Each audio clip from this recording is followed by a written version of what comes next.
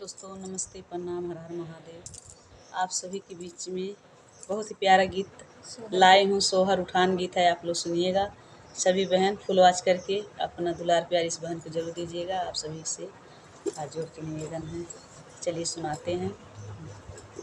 उठे कमर से हो दर्दिया, उठे कमर में हो दर्दिया, ससुराई हो जैती ना। उठे कमर में हो दर्दिया, उठे कमर में हो दर्दिया, ससुराई हो जैती ना। हमारे बेटा के हो से जरिया, हमारे बेटा के हो से जरिया, बहुअर काहे हो गईलू ना। हमारे बेटा के हो से जरिया, हमारे बेटा के हो से जरिया, बहुअर काहे हो गईलू ना। हंसत खिलत अम्मा जी बड़नी ललना, श्री रामा के होली खनिया, श्री रामा के होली खनिया, हम नाही जनली ना। श्री रामा के होली खनिया, हम तो नाही हो जनली ना।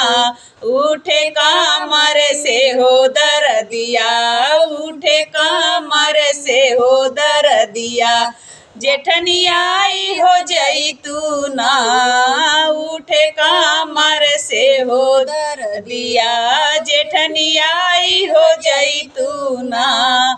हमारे देवर के हो से जरिया, हमारे देवर के हो से जरिया, गोतनी काहे हो गईलू ना। हमरे देवर के हो से जरिया, बहुअर काहे हो गईलू ना।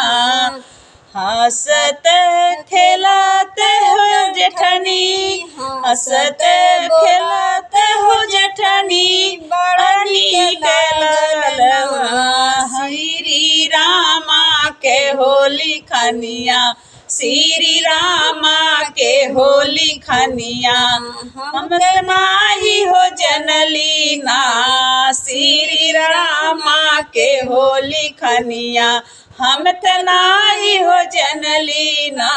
उठे कमर से हो दर्दिया, उठे कमर में हो दर्दिया, ननदियाई न जैतू ना। उठे कमर से हो दर्दिया, ननदियाई हो जैतू ना। हमारे भैया के हो से जरिया, हमारे भैया के हो से जरिया, भाभी काहे हो सोलू ना। हमारे भैया के हो से जरिया, भाभी काहे हो सोलू ना। हंसत खेलत ननदो बड़नी लागल, श्री रामा के होली खनिया, श्री रामा के होली खनिया, ननद नाही हो जनली ना। श्री रामा के होली खनिया, हम त नाही हो जनली ना।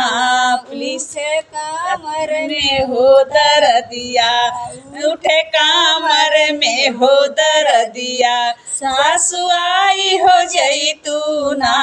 प्लीज़ दोस्तों सिस्टर लोग गाना कैसे लगा कमेंट बॉक्स में ज़रूर बताइएगा। फिर नेक्स्ट वीडियो में मिलते हैं, तब तक के लिए बाय बाय।